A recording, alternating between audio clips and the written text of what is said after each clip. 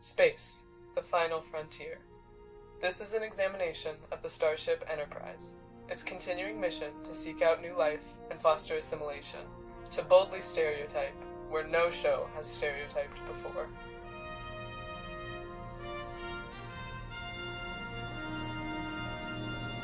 While a beloved show, one praised for diversity and imagination, the Star Trek series is not without its problems, the most glaring of which is to present alien characters as representations of present-day race with the goal of bringing them into the light of the Federation, itself a stand-in for idealized white America. To demonstrate this point, we will look at three main crew members. The first is Lieutenant Worf, as played by Michael Dorn. Worf is a Klingon, a race of warriors defined by their commitment to honor and strength. Through the original series, they were one of the Federation's fiercest enemies. Having found a tenuous truce in this iteration, the Klingons are more a savage race to be avoided than a glaring threat. As Chief of Security aboard the Enterprise, Worf's suggestions and fears are often mitigated by the captain, who favors diplomacy and nonviolence. This makes Worf appear irrational and extreme, enabling the captain, the most respected of the crew, to present the best or most moral solution. Situations like these help make Worf the odd one out, especially in instances where he chooses to honor the heritage of a culture he left behind. Today, I am a warrior.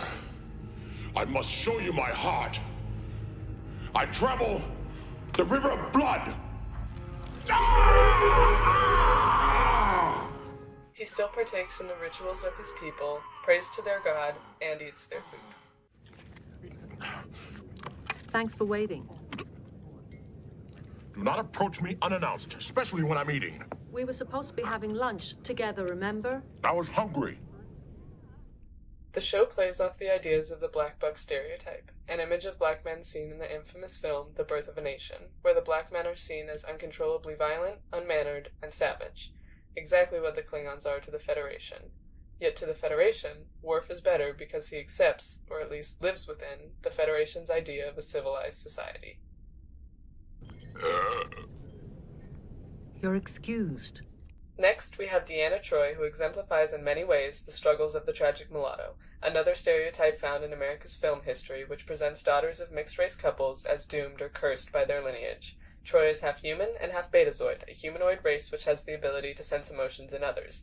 This balance of human and empath often results in devastating internal conflict for Deanna. What about a family? This is my family. My friends here on the Enterprise. Her mother only exacerbates this conflict. Deanna suffers many hardships, an attempted suicide, a failed relationship with the ship's first officer, and an ongoing struggle to balance her two cultures. She is kept out of official Federation positions for much of the series and is restricted to her civilian status, which often results in a very revealing wardrobe. You had your chance with Commander Riker. Look how you ruined that. I did not ruin anything. We've become very good friends. Well, all the better. You certainly wouldn't want to marry an enemy. The show cites this as true to her culture, but really just excuses another unfortunate sci-fi trope of the overly sexualized female. She later earns the rank of lieutenant and gets an officer's uniform, but she still maintains a degree of separation from the rest of the crew. I'll be home on Beta Set if you need me, Deanna. Finally, we have Lieutenant Commander Data. An incredible android, Data possesses abilities far beyond the imaginings of his human colleagues. His hero is Sherlock Holmes, the brilliant detective who blends factual accuracy with human intuition. The show presents Data as looking to such figures as Sherlock, and more importantly, Captain Picard, as his guides in his quest to become more human. This identity of the revered white man is what Data most resembles physically, and the identity the show portrays is the embodiment of Federation ideas. We must fall back on the old axiom that when other contingencies fail, whatever remains, however improbable, must be the truth.